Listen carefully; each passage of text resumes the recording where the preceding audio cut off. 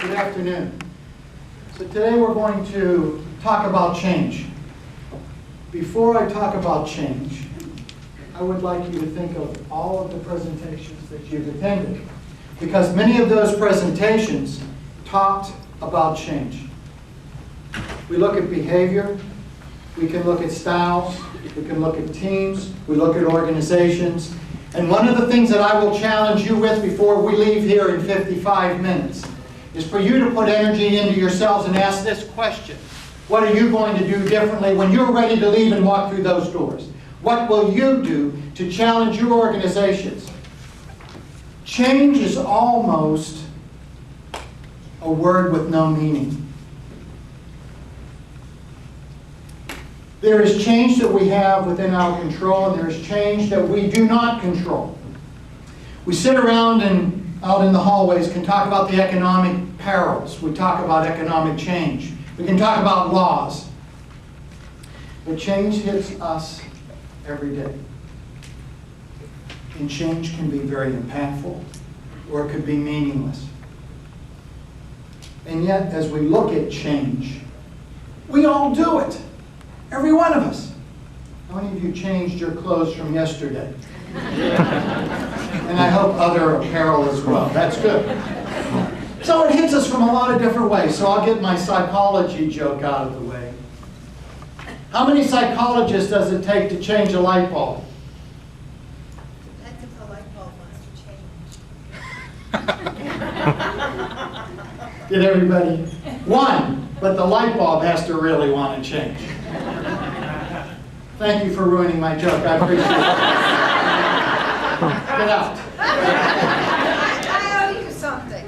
Thank I you. owe you something. So let's talk a little bit about change. I'm going to talk about organizational change, and I'm also going to ask what motivates people. Another word for motivation is effort.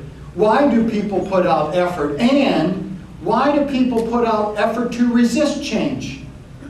Because people will be motivated, but it may not be toward change. It could be against change.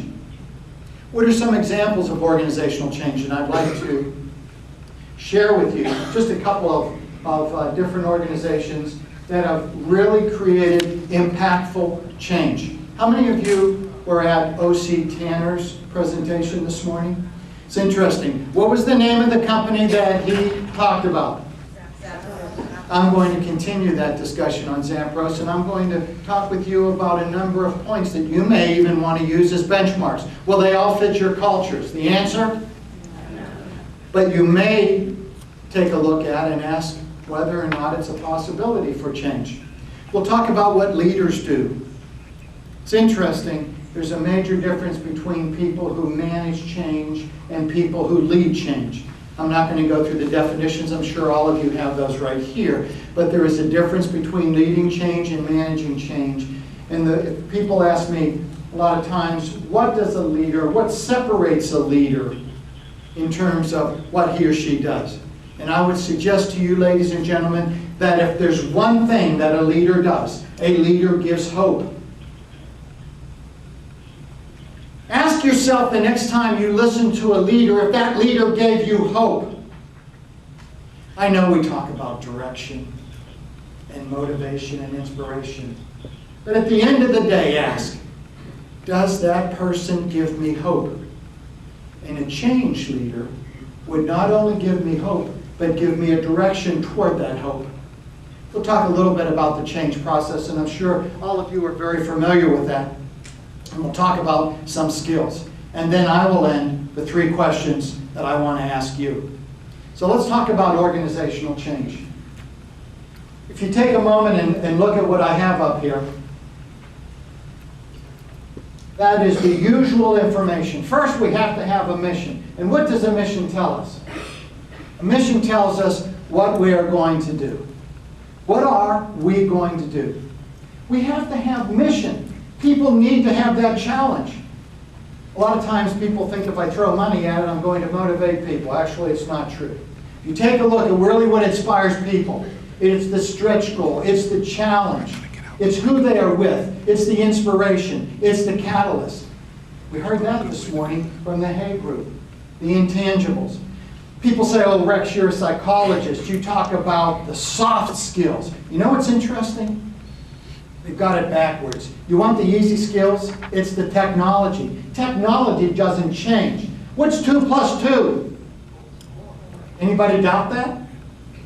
Now let's talk about the intangible. Let's talk about the chemistry of people. Let's talk about why organizations work and why they fail. Let's talk about why people leave organizations. Why? Mission, a sense of purpose, strategy, plan. You know what's interesting? Martin Luther King Jr. did not stand up in front of the world and say, I had a plan today.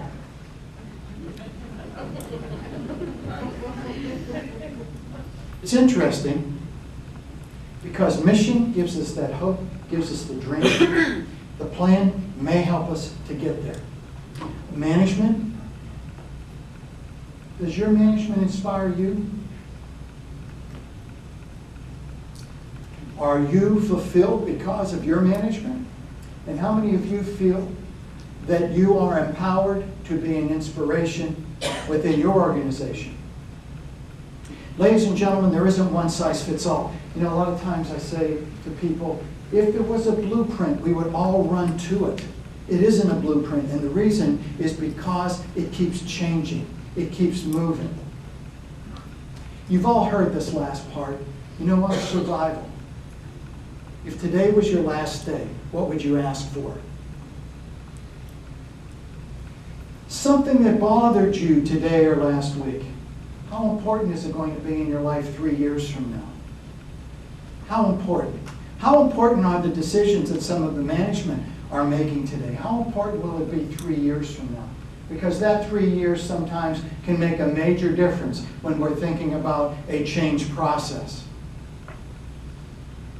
Please put energy in this way and ask yourself, what is it that I would like to control, and do I have control over it within a change process?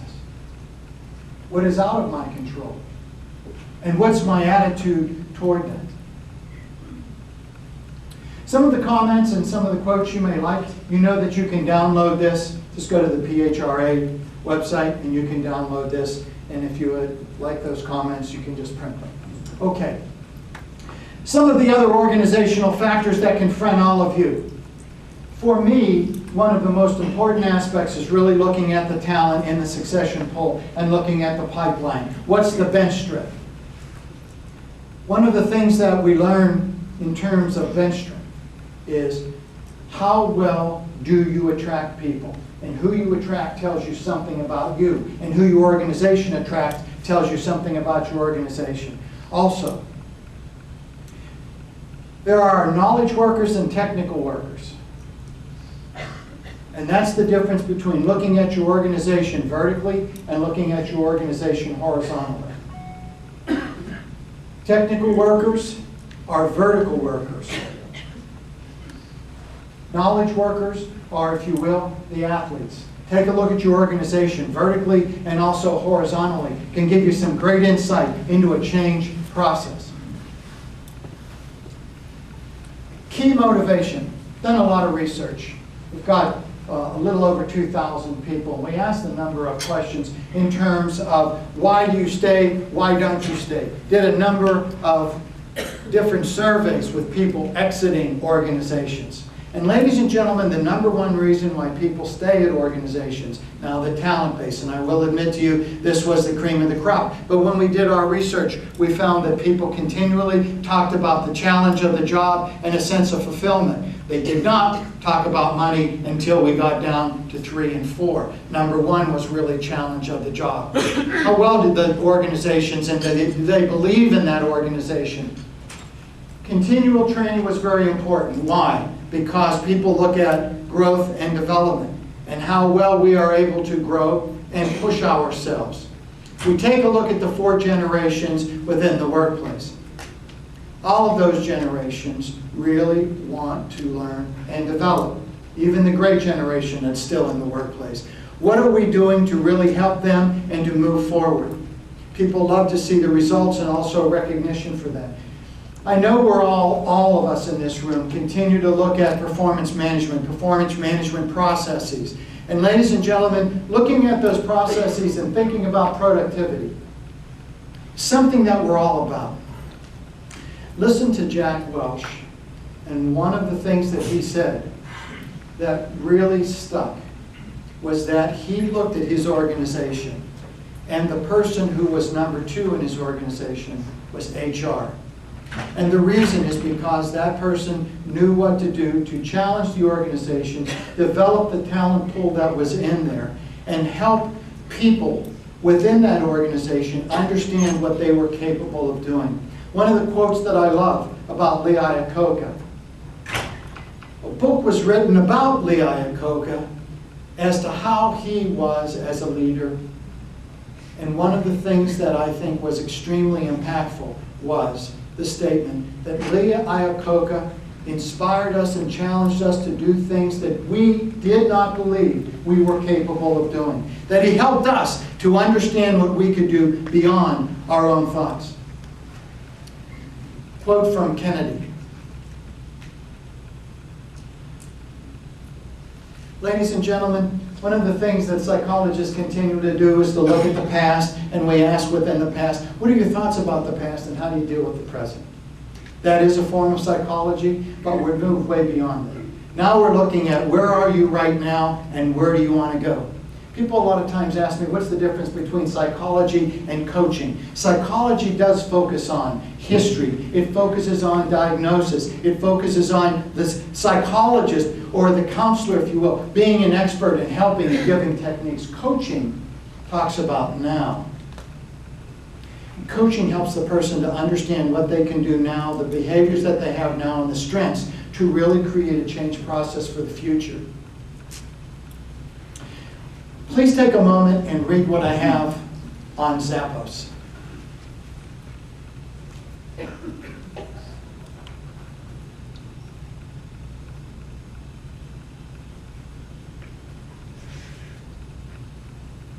The reason a lot of people look at Zappos is because it's a shoe company and it's an online company. And they, if you go to their website, will show you pictures. It's interesting, the third bullet down, isn't it? Be weird. And they are weird. They do things that are different. Imagine if you went back to your organization and said, we want you to be weird. We want you to do something very, very different. I'm going to ask that you take a minute and pick one of these, discuss it at your table, and I want you to validate as to how you can implement change within your organization. It's going to be a quick 90 seconds. So pick one at your table, and I'm just going to go around to different tables, and you can tell me how you can implement change from one of these. Pick one, talk about how you can implement change. Go. I just ask you to think about and reflect on change as we say, all right, what are some of the things that we can do? So if you notice, I have some strategic assumptions that are up here. I think these are good questions to get started in a strategic process.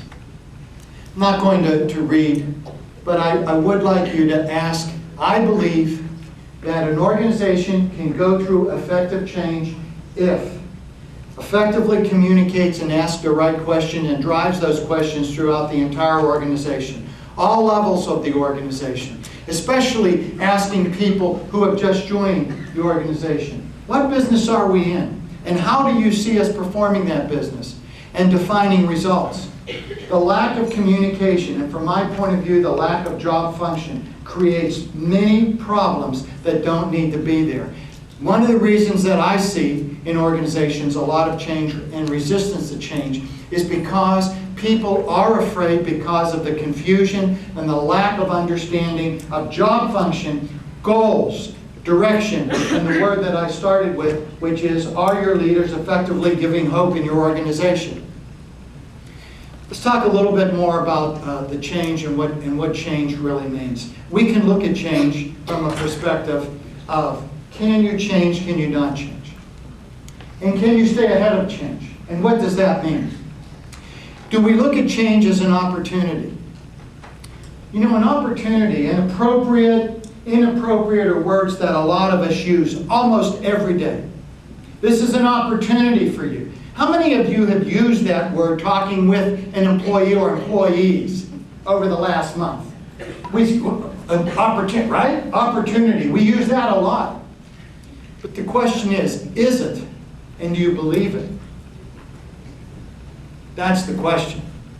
Change can be an opportunity. It can help us to direct and redirect. We can also look at it from just a very systematic approach. How many systems are there in the body?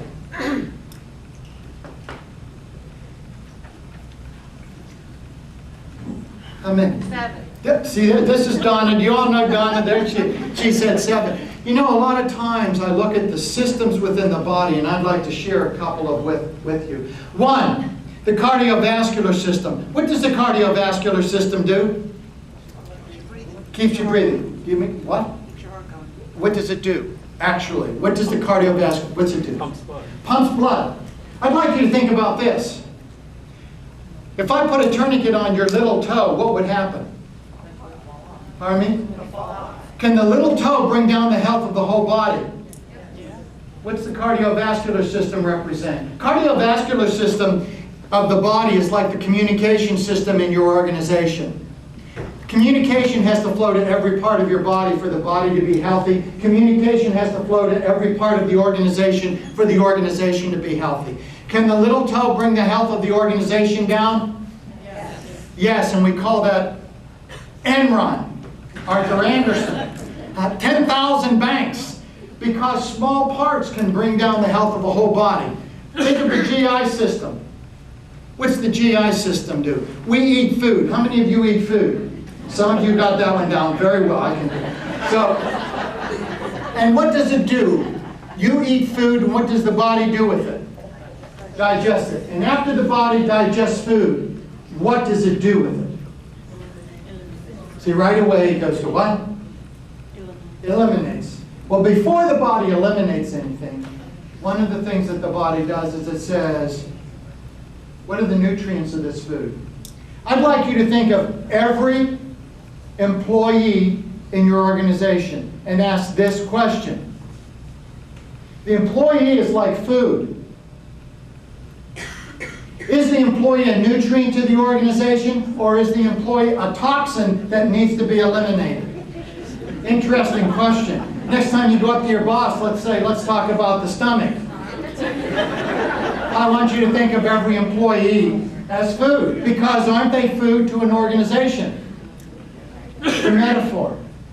Then when I talk about systems, I'd like you to think about that and how we can balance change and continuity. Your organization is going through change. I will submit to you that there's more continuity than change, because continuity is what drives organizations, even though a lot of times we like to talk about change. It's almost like saying, on the coldest day of winter, what's your greatest heat source? On the coldest day of winter, 5 below zero, very cold day in Pittsburgh. What's the greatest heat source? The body, as long as you're very close to someone. Greatest heat source? The sun. The sun. And you know, a lot of times we don't think about that. So, what is the greatest attribute of change? Continuity. It's like the sun. It's always there. We have continuity. How do we lead change? And ladies and gentlemen, you notice I'm not talking about managing, but leading. Take a moment and read the points that I have.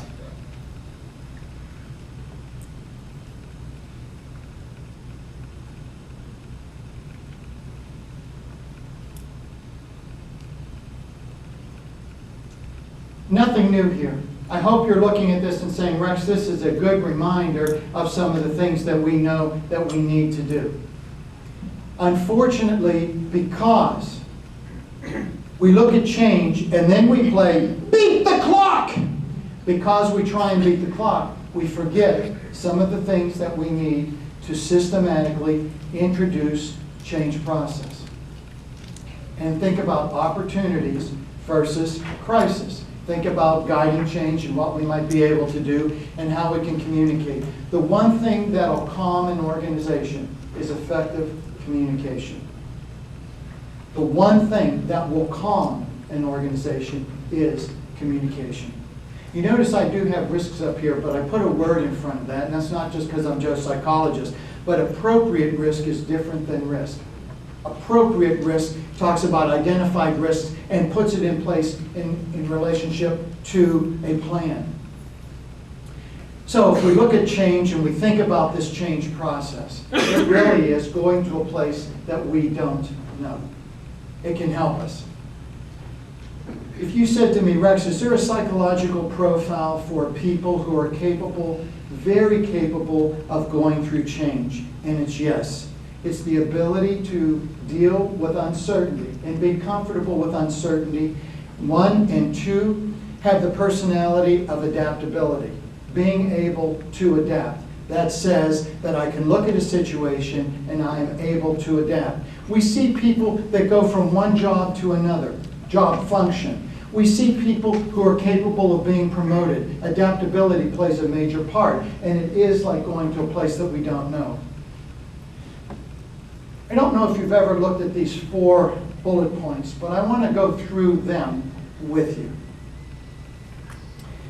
You think about organized abandonment. That says that we systematically will look at things that we want to abandon and why. And I have a couple of tools that I'd like to go through with that. And then organized improvement. And then thinking about success and adaptation. So the first, if you take a quick gander, please read what I have.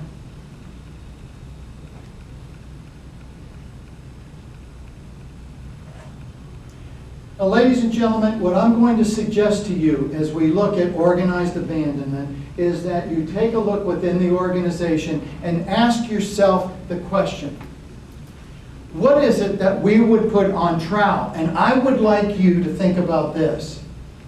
Every product and service that you offer. Would you take a moment, just every product and service that you offer? And I would like you to put it on trial for its life. Defend it. Organized abandonment says that you will take a look at those products and services that you offer and question and challenge. Organizations, my point of view, and many others who do a lot of research, is that organizations become complacent because they don't question product and service. Every product and service, put it on trial for its life. Why do we offer these products and these services? Many people will say, oh, it's because we've done this for a long time. I'm going to say to you that's not a case. Put it on trial for its life. Defend it. We offer these products and services because many organizations continue down a road way too long. We learned back in the 20s, Henry Ford wanted to continue to build the Model T way beyond what the competition did. Remember what competition does for you. Competition validates your market. If there's no competition in it, there's a reason why. Put every product and service on trial for its life. Organized improvement. Organized improvement says that there is a plan to improve. Examine. Look. And ladies and gentlemen, the best people to give insight are the people that have their hands on it. In any way, directly or indirect. I think sometimes some of the greatest lost resources are the administrative and support people because we don't include them on the high level examination within the organization. But generally, they have this finger on a pulse. And they have very good insights. We need to look at it. We need to define it. We need to include them. Involvement is critical. We all know that. Why don't we take the time to really involve people, all levels, all times? If you take a moment, I have some key points here for improvement.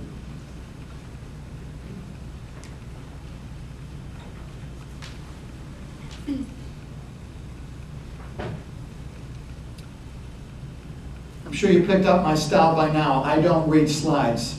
I think I figured out a while ago, you read better than I can read to you, and you surely like your voice better than hearing my voice read to you. But one of the reasons I'm saying read some of the slides, because I'd like you to daydream. In your organizations, what's the one thing you might want to enhance? One thing.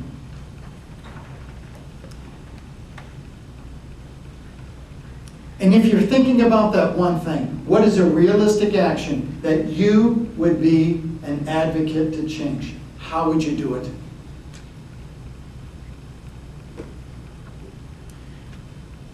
If you sit here and say, this is what I'd like to change, but I don't know if I can. That's why organizations are failing. That's why organizations are looking to not grow organically, but trying to grow mechanistically. That's why. One of the beautiful things that I enjoy is that I look at organizations like a human body. And actually, not only the GI system and the cardiovascular system, but all the systems. And thinking about the neurological system, which is the leadership who thinks and drives an organization, makes it take the action that it does. What aspect in that organization would you like to enhance and why? What's your plan? Will you be an advocate? Will you be the advocate for implementation of change? Question. People have showed me lists. Rex, we're going to do organizational change. And there's 3 pages. I like one finger. I like one thing. Tell me one aspect that you are committed to change in your organization. That's what this is talking about.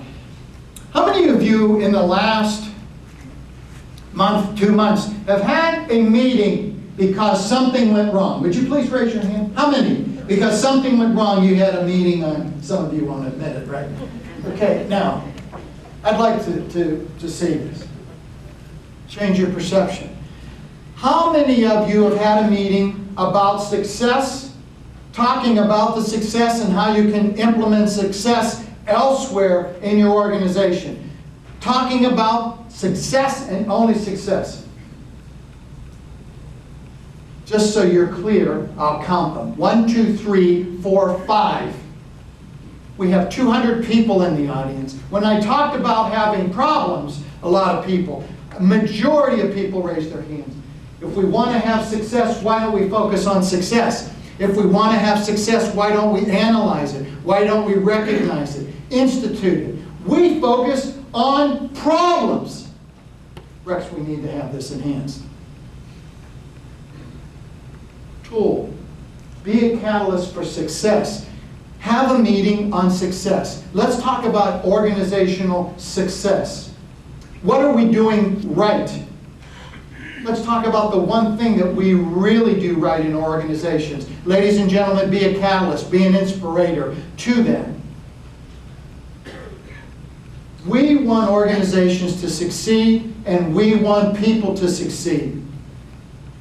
I don't know how many of you have been in performance feedback, but oftentimes performance feedback starts with, let's talk about some of the things that you could fix. Here are some of your weaknesses. Let's make sure we get those out.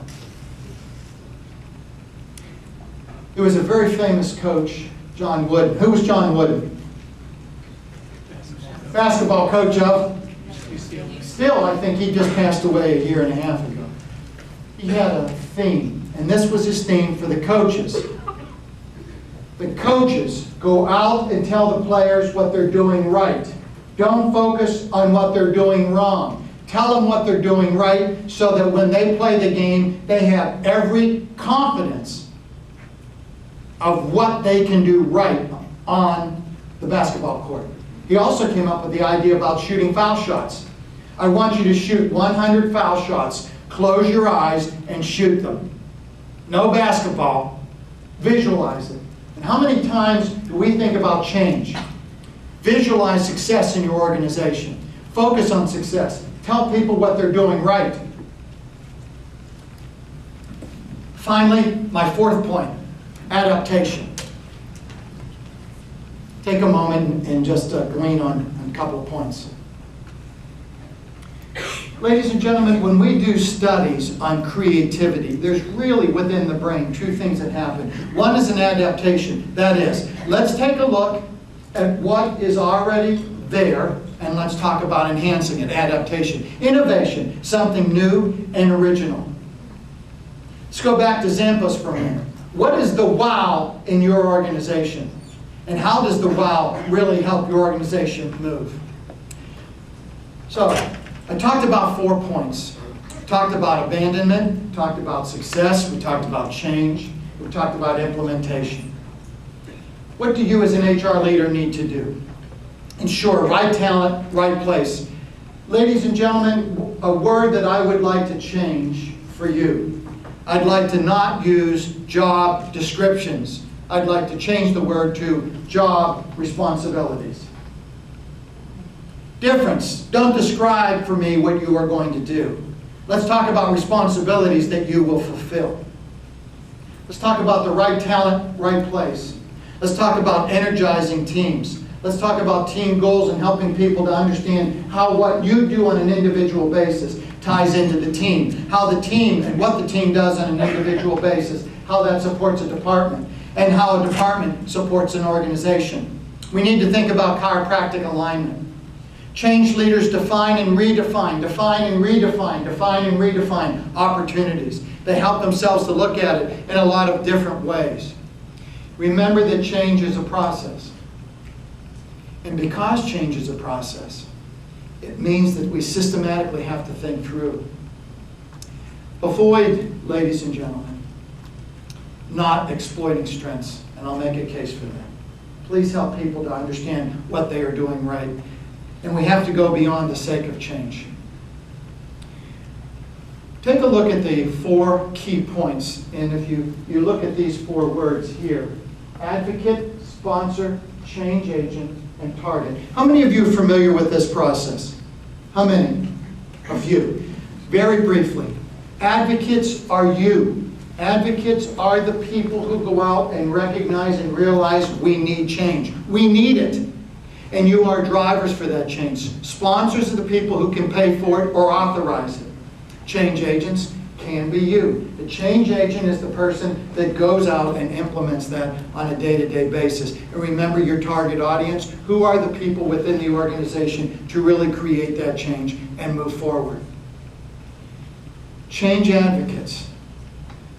I asked you earlier, what's the one thing that you would change in your organization? What's the one thing you would change? 1. Be an advocate for that change. If you believe in it, go to the people and to get it sponsored, and then be a change agent to implement it. You know the people that need to change. I'm going to talk briefly about implementing some of that change. You may not know the name James Prochaska. He is a psychologist. But he came up with these key points of helping human beings to go through change. I'm not going to read them to you. Take a moment and slowly, just each point, would you take a moment and kind of digest the points that are there.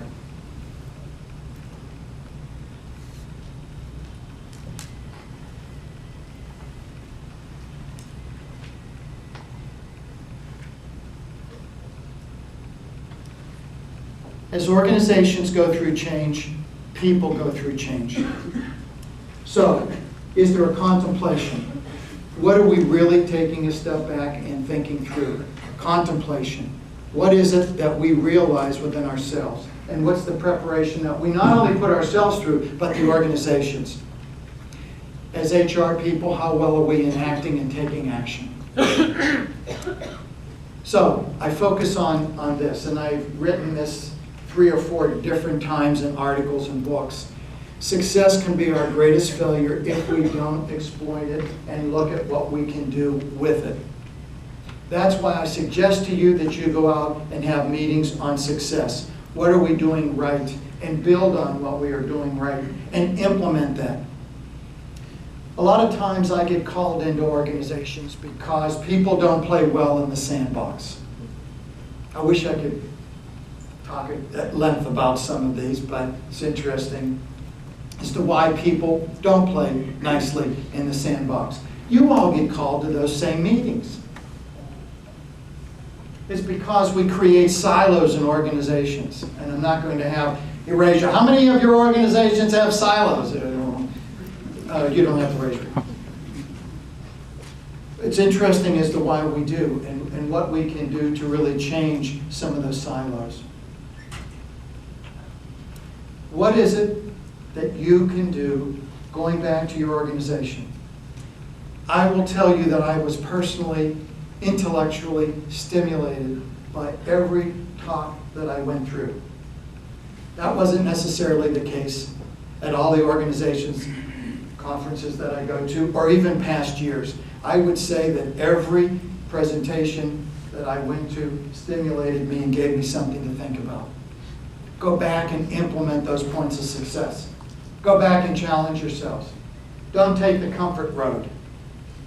Take the road that makes you uncomfortable. Take the road that says, I will go back and make a difference in the organization. Abraham Lincoln.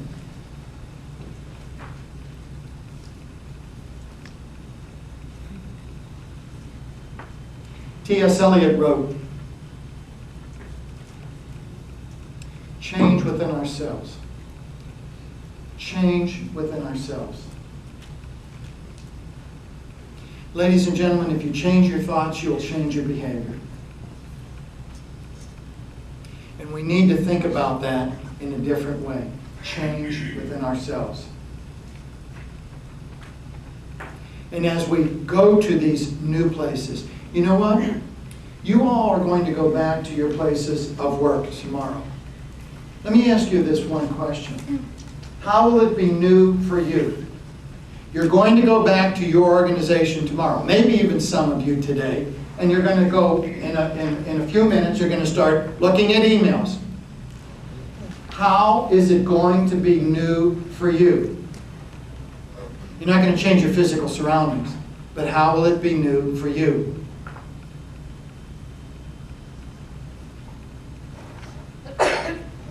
So how will you strive to make a difference?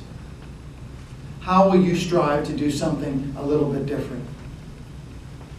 That is a point of T.S. Eliot. How will you change to be anew? Peter Drucker, I know you all know Peter Drucker. We have to get people to really focus on being entrepreneurs.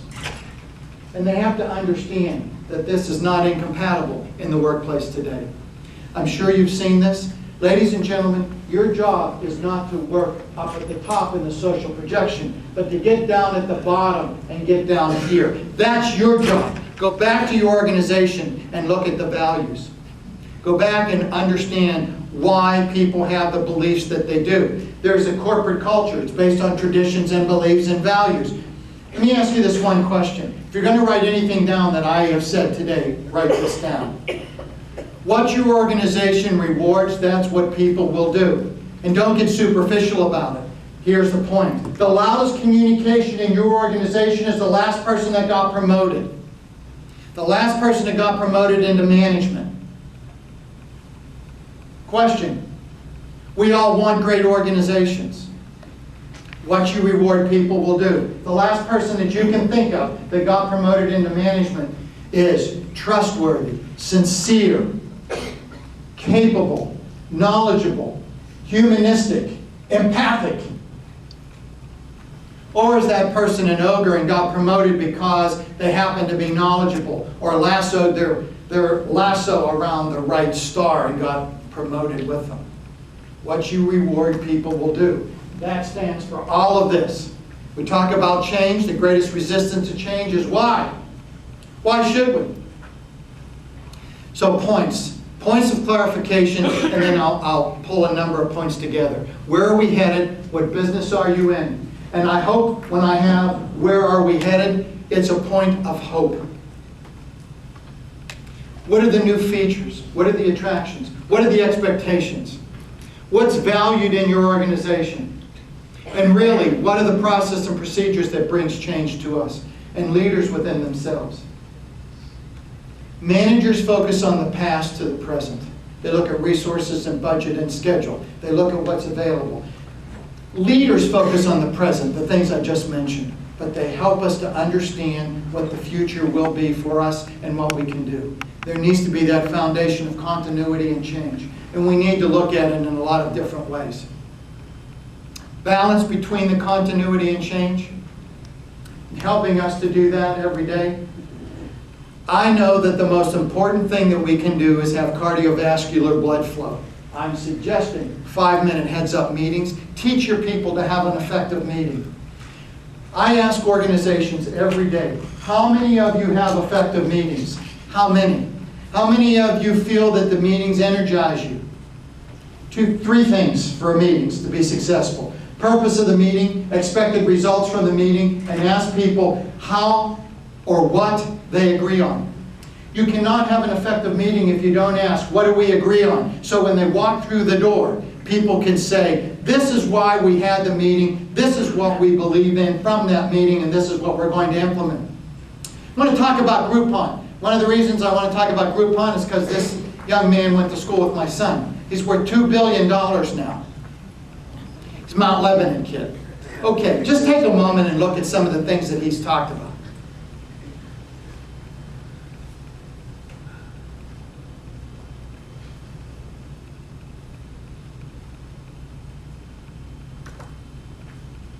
How many of you go to work each day and say, how am I going to be surprised today? What's the great thing that's going to happen today? How many of you have your executives waiting at the door? Thanks for coming back. Hey, great to see you. Good, great, good day today. The old Mars Candy Company, 1920s. To walk out on the street, they had to go under a little underpass. So the executives would stand up there, and as the employees walked through, they would throw all the candy rejects at them. So as they would, you lousy, you cost us money! And they would throw the reject candy at them. Wouldn't that be interesting? It's great at Halloween. Come and get candy. Isn't that interesting? But wouldn't it be great if actually we had greeters at the door and the executives at different times? Thank you! Good to see you! Great day today! I talk about poo face. You know poo face? How many of you see poo face? I'll show you poo face. How many of you get poo face, right? People walk in, how you doing, fine? What's going on? How many of you walk in and say, what meeting is she in today? What mood is she in today? What mood is he in today? It's interesting, because if you look at the companies that are really growing, they're technology savvy, obviously, but they create the wow, they create the surprise, they do things that are different, they are challenging the status quo. Change people's minds. I had to put this in here because Joe's a psychologist. This, if you really want to change an organization, you start with the individual, having them realize what they know, what they need to let go of. The easiest thing everybody in this room can do is teach. That's what you do. You may call yourselves HR people. I actually call you teachers and salespeople, because that's what I believe you are. If you really want to help your organization grow, then get down to the individual, because what the individuals believe, that's what they will do. You really want to achieve change, then initialize it, get people involved in it. You know this one from Stephen Covey, work with the end in mind. Be flexible. I have a little sign in the office. It's called flexible. Be flexible. Blessed are the flexible, for they shall not be bent out of shape. How many of you think of yourselves as multiple service providers? Every time you pick up a phone, you're the answer person. You go to meetings, you're the answer person. How many of you have given a presentation in the last few months? How many? Come on. How many of you were asked to give advice? Multiple. You shouldn't say I'm HR. You ought to walk around with a sign that says I'm a multiple service provider. It's what I do for a living. And the other is, do have a sense of humor. I know some of the poof face back there, I see you. But you know what? HR people don't have the luxury of walking around with poof face.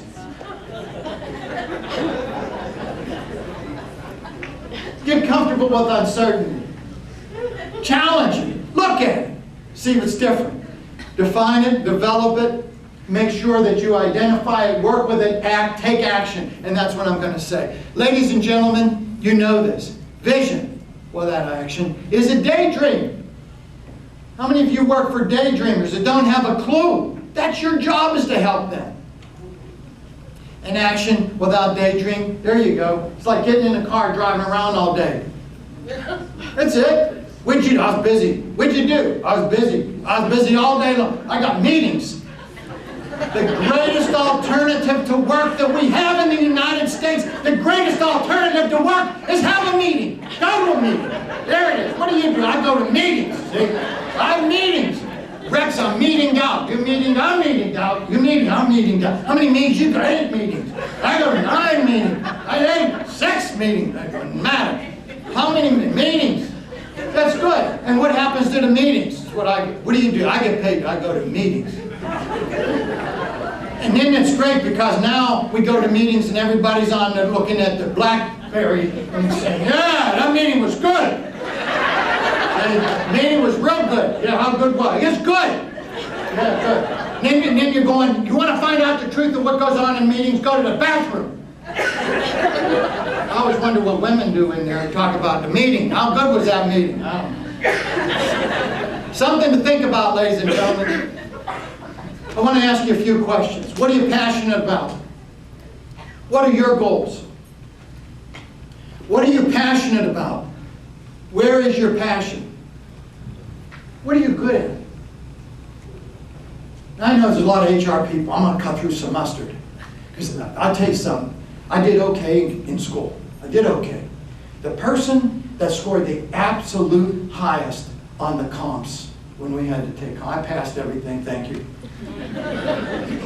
Struggle. This person scored the highest of anybody we ever saw. People called, how'd you do so well on that test? You wouldn't send a flatworm to this person. They were awful. Awful. We don't need degrees, and I'm sure you all passed everything you had to pass. What are you good at? I hope you're good at listening. I hope you're good at compassion. I hope you're good at understanding the human condition. Because that's the business that we are all in. We talk about human beings. We get a shot at it. Everybody in this room has had a mentor. Everybody. Could be a grandmother, grandfather. There are people that have inspired you to dream. T.E. Lawrence wrote, all people dream, but not equally. Those who dream at night in the dark and dusty crevices of their mind awake to find that it was vanity. But those people who dream by day, the people who dream by day are dangerous people, for they dream with open eyes to make their dreams a reality. That's your job. Your job is to help people to dream with open eyes, to make their dreams a reality, their hopes a reality. So I ask you, quality. Take a look at your organization. Make sure that you are helping to improve morale. I have these 4 questions. I'd like you to look at those 4 questions. What is it that you want to acquire? Think about it personally. What is it you would like to acquire for your organization? What is it that you want to keep, that you feel you do well? And what is it you would like to eliminate, maybe for yourself or others, and avoid? I'd like you to tune me in for exactly 1 minute. Because, ladies and gentlemen, my question to all of you in this room, are you the best version of you? Are you the best version of you?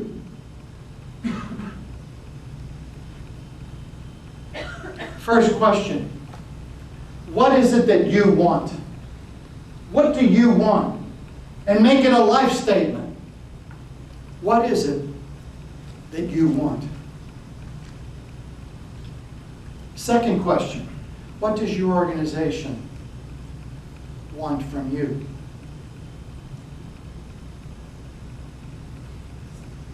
What truly is it that your organization wants from you? What do you want? What does your organization want? Here's my third question. Where does your time go?